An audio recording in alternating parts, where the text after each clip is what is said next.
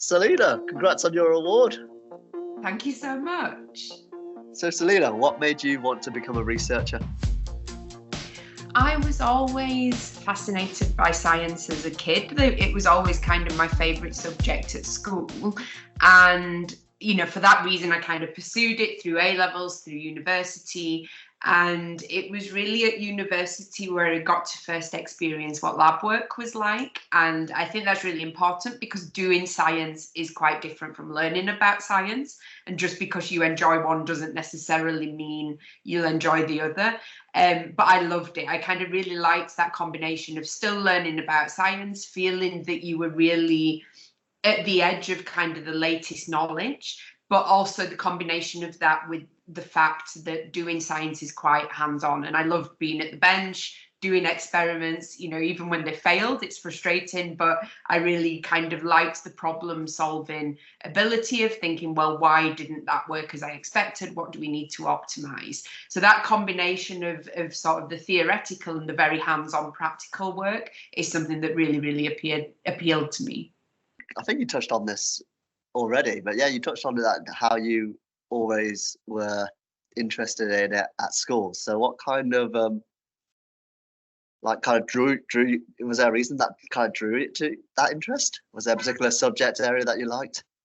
I think my interests really came from the quality of the teachers that I had, both in secondary school and at A-level. And, they're kind of the unsung heroes in a lot of walks of life, I think, teachers. But, hearing particularly chemistry teachers, both at GCSE level and A-level, was so enthusiastic and really kind of described their subjects in a really engaging way that it captured my enthusiasm and made me want to know more. And actually thinking about how I got into research, my A-level chemistry teacher in particular had done a PhD herself, and she was the first person I ever came across who'd done a PhD or who had had kind of a life in research. So talking to her, seeing how enthused she was about the subject is something that really captured my interest and made me think, actually,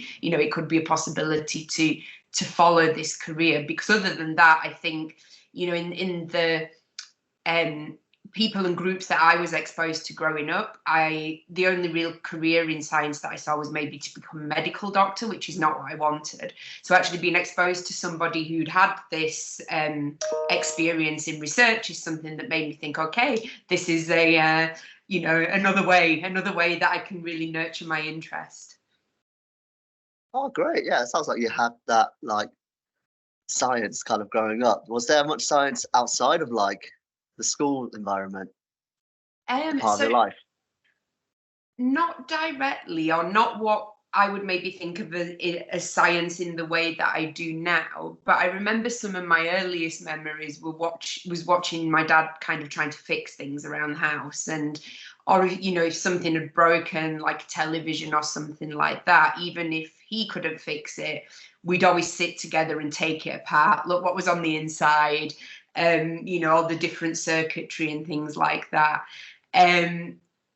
That's obviously not biology and it's maybe not science per se, but I think it did really capture my interest for how do things work and why do things go wrong. And so, that's essentially what we're trying to do now, but in the brain, right, for diseases like Alzheimer's disease. And I can trace it back to those early memories of kind of taking bits of electrical equipment out and thinking, what's inside here? Why does this have to connect with this in order for it to work? So I guess that's maybe the kind of earliest link that I can think of having scientific thinking in my life growing up. Oh, amazing. That was a lovely story. What advice would you give to girls interested in careers in science? The advice I would give to girls who are interested in a career in science, I mean, first and foremost, is to go for it. It's an incredibly rewarding job, even if it's difficult and frustrating at times. It's a career that I really love.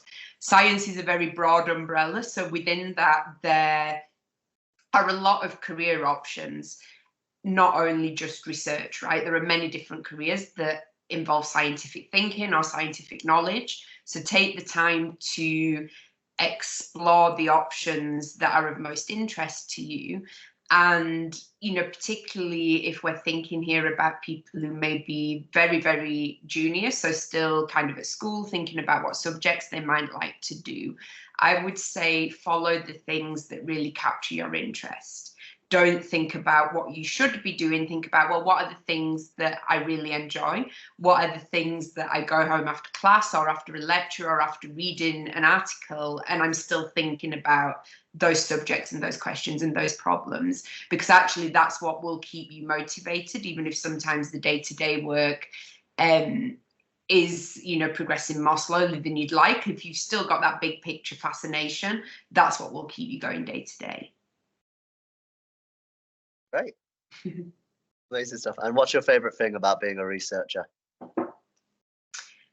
I enjoy many aspects of my job as a researcher. I would say my favorite thing, and this feels a bit of a cop-out answer, but my favorite thing is the variety that's involved in the job. As well as the research, I enjoy the mentoring of students and other kind of more junior researchers. I really enjoy the engagement side of things. So whether that's talking to the public or talking to patients who are involved in research, I find that really rewarding to have those discussions and kind of feedback what we are doing to a broader audience.